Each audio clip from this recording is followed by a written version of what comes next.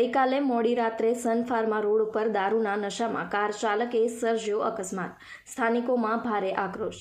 વડોદરા શહેરના તાંદલજા વિસ્તાર નજીક આવેલા સન ફાર્મા રોડ ઉપર ગઈકાલે મોડી રાત્રે ગેલેક્સી હોસ્પિટલ સામે એક કાર ચાલકે દારૂના નશામાં સ્ટેરિંગ પરથી કાબુ ગુમાવતા કાર ડિવાઈડર અને થાંભલા સાથે જોરદાર અથડાવી હતી.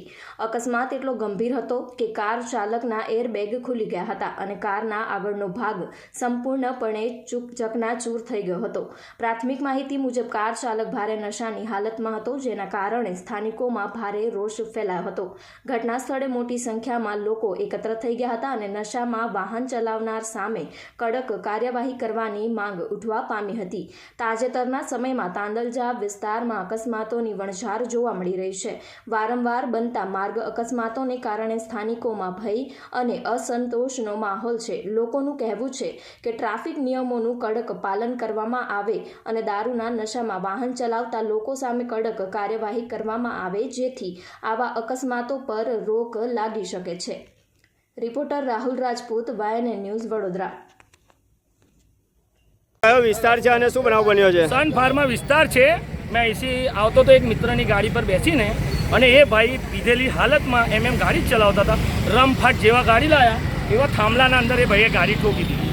અમે એમને એવું લાગ્યું કશું જ થયું. પછી એ ભાઈ ઉતર્યા તો લથડીઓ ખાતા ઉતર્યા. અમે એ ભાઈને હાથ પકડીને નીચે ઉતાર્યા.